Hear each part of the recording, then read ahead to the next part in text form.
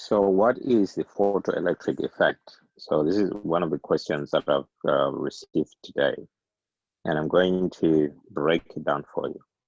So let's start with what we think it is. So the photoelectric effect is one of the key pieces of evidence. So it's a key piece of evidence that light can behave as a stream of particles called photons. So it's evidence for saying that light can behave as a stream of particles for photons rather than a wave. So if you've heard, there is the wave particle duality. Dual means two. So duality of light, which means light can behave as a wave and in some cases as a particle. So this is one of the pieces of evidence. So we need evidence to say it behaves as a particle, and we need evidence to say it behaves as a wave. And the photoelectric effect is one piece of evidence which tells us, or which proves that light behaves as particles. Okay, so let's go ahead and look at how this comes about.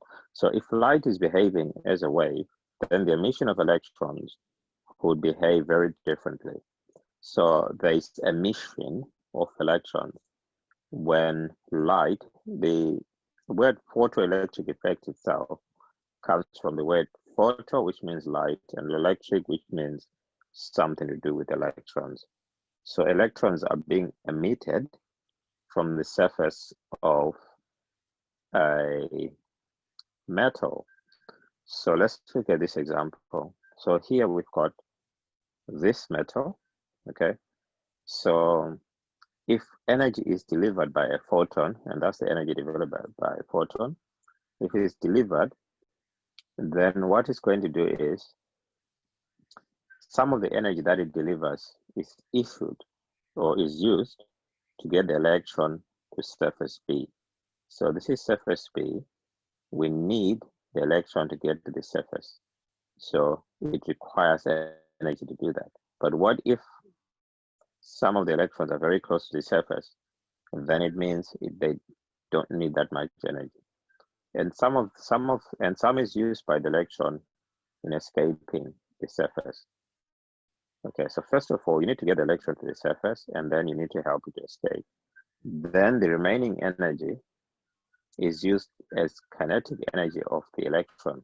So the electron has to travel after the escape, and it requires kinetic energy. So it gets that kinetic energy from the remaining energy, which was delivered by the photon.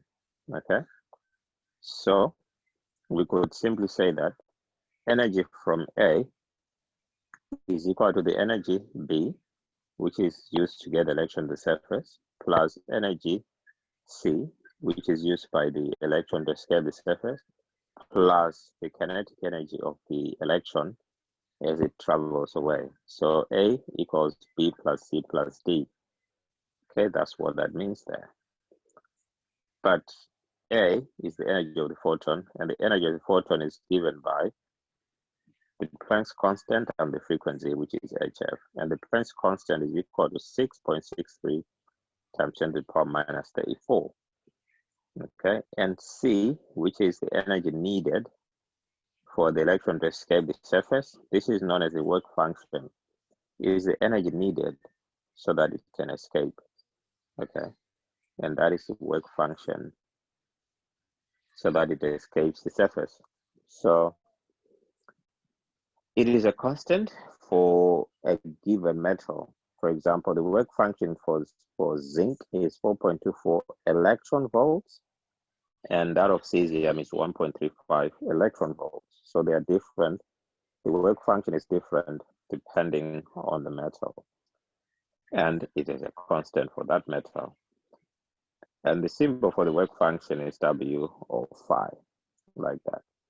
And the kinetic energy is just half mv squared. That's the energy needed by the electron after it has escaped.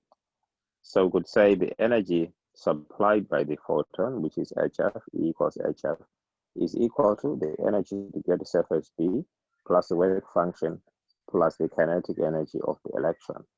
But sometimes the energy to get to the surface is zero if the electron is very close to the surface.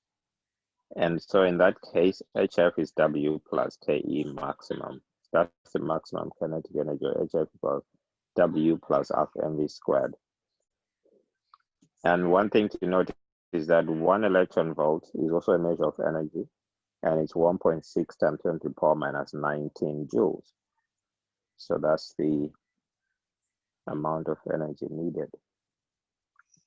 So there are graphs in the photoelectric effect, and they look like this. The formula is HF equals W plus KE max, or kinetic energy max. And since this is a straight line, and I'll just explain how this works, but since it's a straight line, the equation of a straight line is y equals mx plus c. So KE, which is on the y-axis, which in this case is this here, okay, is equal to HF minus W. So X being equivalent to the frequency, which is a variable, which is changing. H is constant, Planck's constant is a constant, and M is the gradient, which is also a constant. So the gradient in this case is Planck's constant for that graph. And then W is the y-intercept, or the way it crosses the kinetic energy. And you can see it's going to be a minus. It's going to be negative because it's coming down this way. So what's happening here? So consider 4 incident photons, P, Q, R, and S. So P, Q, R, and S, which have different energies and frequencies. Photon P does not have enough energy to cause any photo emission of electrons. So it's there. No electrons are emitted by photon P because it does not have the requisite frequency or wavelength of light. Photon P has just enough energy to cause photo emission because it's right there, and there is no spare energy left over, so it's just going to be released, but it cannot go anywhere. There is no spare energy left over, so the electrons have no kinetic energy. All the energy wanted to leave in the surface. This is, of course, the work function. So the work function of this particular metal is 4 electron volts. Okay, so if you get a photon R, which is 6 electron volts, then it means four of the 6 is used in getting to the surface. So there's a remainder of 2. And the 2 electron volts are the ones that are going to be used for the kinetic energy and for escaping or just leaving the surface. Okay. So photon S has 9 electron volts, and 4 is used in getting from the surface. So the maximum possible kinetic energy is 5 electron volts. So by considering R and S, which is them 2, you should be able to see that the gradient of the graph is 1 or 45 degrees. Okay. And so this is the threshold frequency, and this is likening to a straight line graph. So if you compare the two, looking at figure 3 shows that the gradient of the line gives a value for Planck's constant. The threshold frequency, F naught, can be read off the x-axis, and the work function can be obtained by continuing the line and reading off the negative y-intercept, Notice that the work function can also be obtained from the threshold frequency W equals HF. Okay, and then this part is about the stopping potential. So I'm thinking I'm going to leave it there because the question was just to explain the work function, the photoelectric effect. So it's evidence, photoelectric effect, it's evidence that light can behave as a stream of particles. Okay, so that's it. Any other questions, please let me know.